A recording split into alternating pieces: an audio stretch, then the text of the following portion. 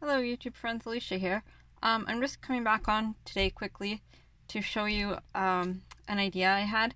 And I'm holding my phone because I don't know where I put my phone stand after doing my last video.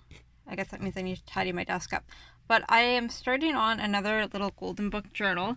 This is for myself for Christmas. I like doing December dailies. And it is, sorry because I'm holding my phone, it's kind of awkward. The Animals Christmas Eve, which really has nothing to do with what I'm going to show you, but it's what gave me, I guess, the idea to do this. So I was going through papers, and I have, a bunch of specialty papers.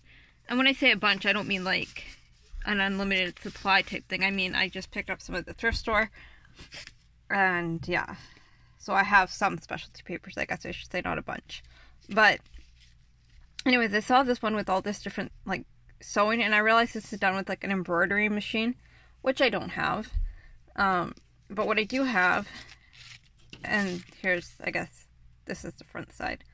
What I do have is a fairly expensive machine that does all kinds of different stitches. It does, I don't know, I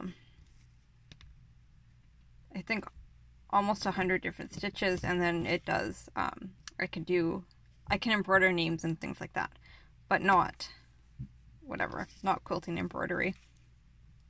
So what I thought was, I was like, okay, I can make my own decorative paper. I have, all different colored threads.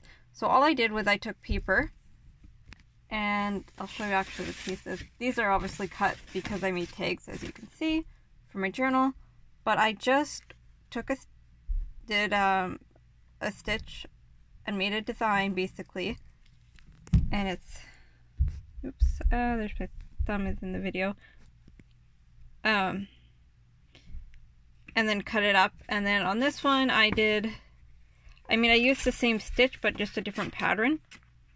I sewed a different pattern on the paper, so then I had that.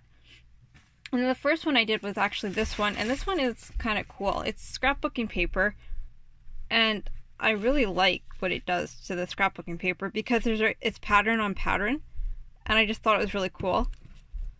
So yeah, I did that. And then with this one, because it's white on the back, you really see the gold, which I was thinking for this like particular page, what I would do is I would fold it in half and then like turn it into a pocket, so that I would have this just for texture. I mean, you couldn't really write on it. I didn't leave enough space, or space it evenly enough to do that. But, you can glue things down on it or staple or whatever. And then obviously, if you don't want to do any of that, you can just leave it for the fun texture. But yeah, I just wanted to show you that because I thought it was really neat and kind of a fun way to use stash.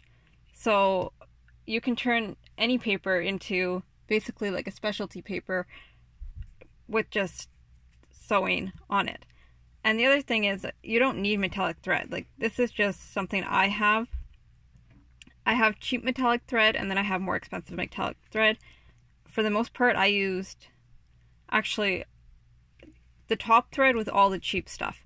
The bobbin was not all cheap stuff, just because I only knew where one roll of my cheap stuff was, and I had that on top, so I just wound the bobbin with like I said, some of my more expensive metallic thread. But yeah, so there's that idea. And the other thing is, oh, I just totally blanked. Oh yeah, you can use just solid colored thread. You don't need metallic. You can do, if you have black, you can do black on white or black on coffee dye paper. The one thing I would maybe be careful about is if you're going to do any kind of stitching where it goes back over a stitch, don't use thin paper because you'll shred your paper. But this is all on heavier paper, and it's not a super thick stitch. It kind of just goes up and down to make the waves. I don't know if that makes sense or not. I hope so. And then, of course, as you can see, I just topped these tags with vintage rickrack and gold and added reinforcements, which are also vintage. You can still buy them today. The ones I just have are really old. But anyways, I hope you like this idea. And if you do, leave me a comment. If you've done something like this, leave me a comment. And we'll talk to you soon.